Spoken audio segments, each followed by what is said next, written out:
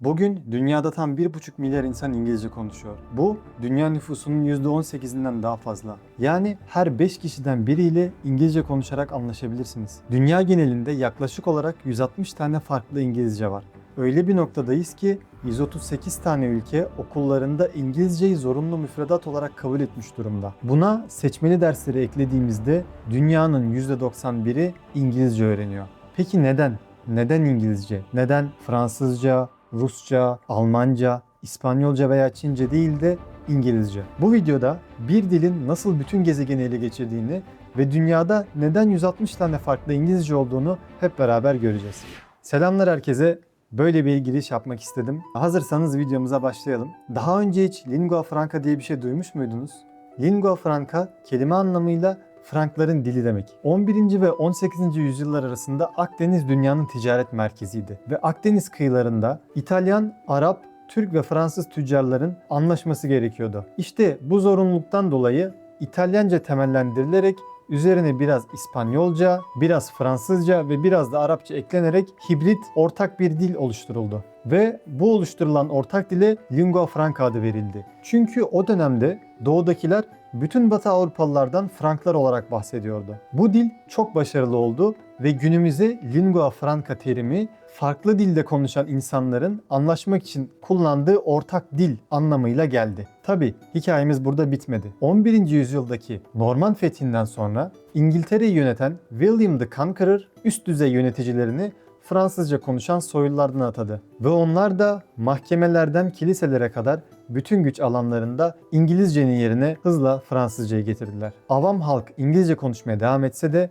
aristokrasinin dili birkaç yüzyıl boyunca Fransızca oldu. 14. yüzyıla geldiğimizde Avrupa'nın en yaygın ve en güçlü dili Fransızcaydı. Fransa Avrupa'nın en büyük kara gücüne sahipti ve artık diplomaside Latince'nin yerini Fransızca almaya başladı. Peki madem Fransızca bu kadar güçlüydü, neden günümüze geldiğimizde hepimiz Fransızca konuşmuyoruz da İngilizce konuşuyoruz?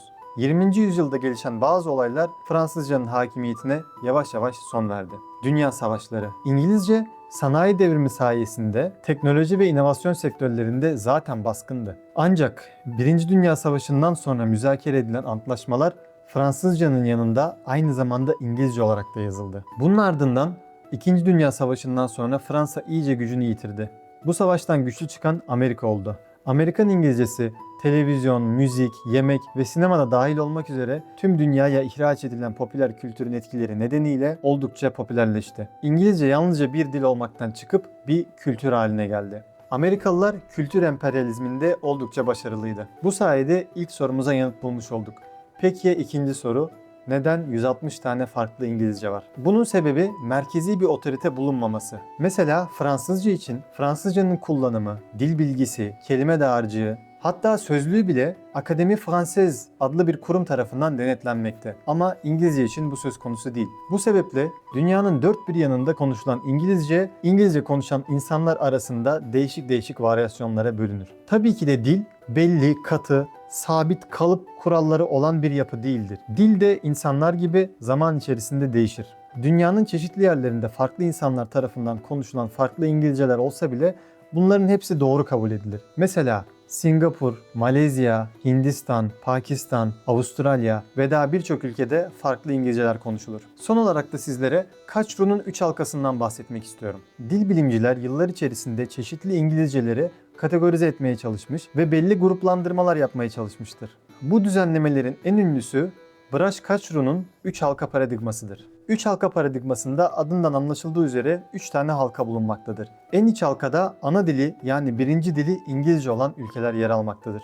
İkinci halka olan dış halkada ise ikinci dili veya resmi dili İngilizce olan genellikle de sömürgeleştirilmiş ülkeler yer almaktadır. Üçüncü halkamız ise genişleyen halka. Genişleyen halkanın içerisinde ise İngilizceyi yabancı dil olarak öğreten bütün ülkeler yer almaktadır. Daha önce de belirttiğim gibi diller insanlarla beraber yıllar içerisinde değişim gösterir. Tarihin bize ne göstereceğini bilemeyiz. Hiçbir dil başka bir dilden üstün değildir. Ve şunu da unutmamak gerekir ki dili var eden insan olduğu gibi dili geliştiren ve değiştiren de insandır. Bu sebeple gelecekte de tabii ki de dilimizi, alışkanlıklarımız, kültürümüz, yaşam tarzımız ve daha birçok sosyal, ekonomik, politik sebepler dilimizi etkileyecektir. Evet, şimdilik İngilizce dünyanın en popüler, en yaygın, en çok kullanılan ve en güçlü dili diyebiliriz.